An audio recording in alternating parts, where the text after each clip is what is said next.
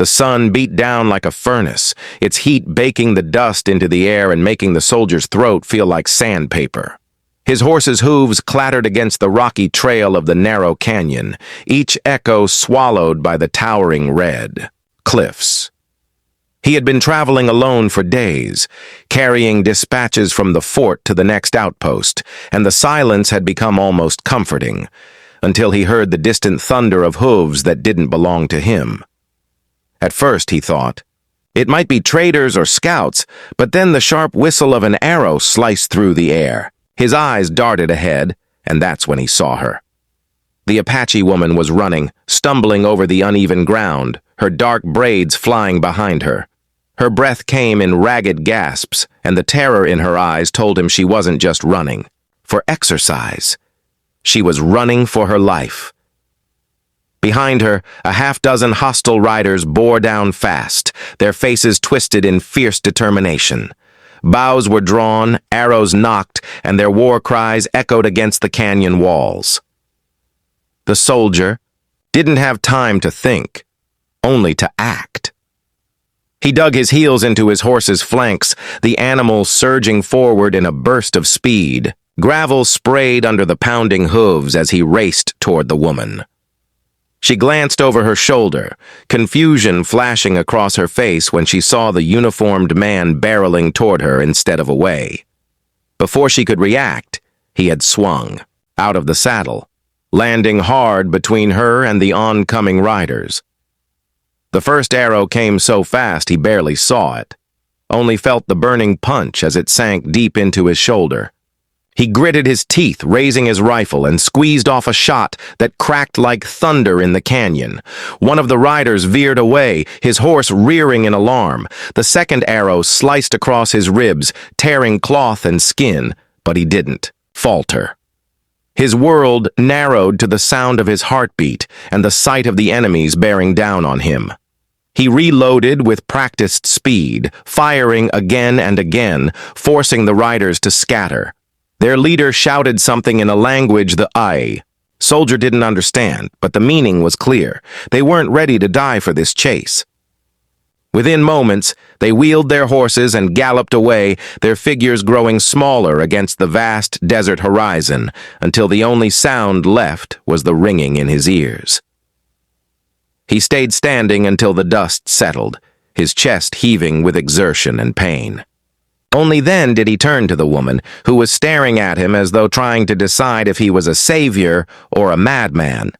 Blood trickled down his arm, soaking into his sleeve, but he didn't care. He'd faced death head-on, and for reasons he couldn't, yet explain, he knew he'd do it again for her without hesitation. The canyon lay in a stillness so deep it felt sacred, as if the land itself was holding its breath. The echoes of hoofbeats had faded into the distance, replaced only by the low rustle of the wind sliding over the red rock walls. The soldier stood swaying slightly, his rifle still in hand, the smell of gunpowder lingering in the hot air.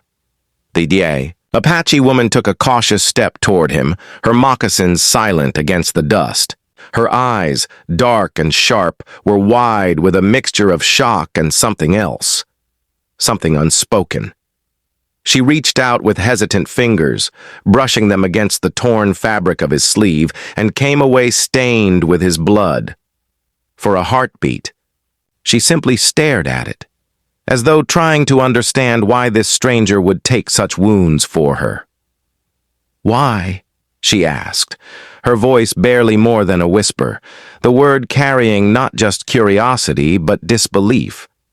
He looked down at her, meeting her gaze even as pain throbbed in his shoulder and across his ribs.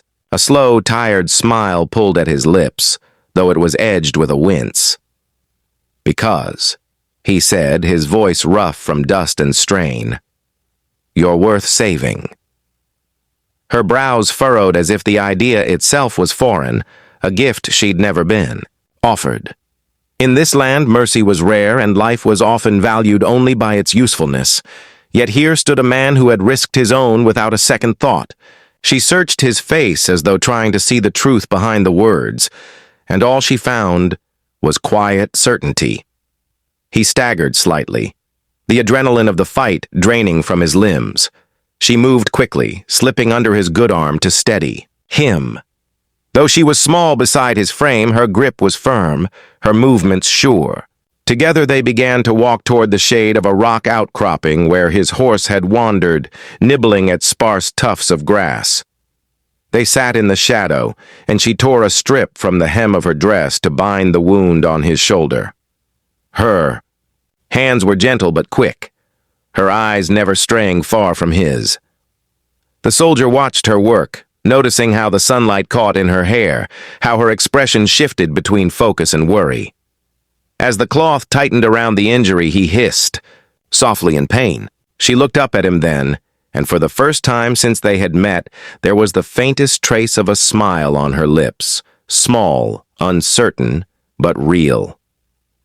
The wind swept through the canyon again, carrying with it the scent of sage and dust, and he realized that every arrow, every scar, would be a memory he'd carry without regret. In a land scarred by violence, this moment was a reminder that not all battles were about survival.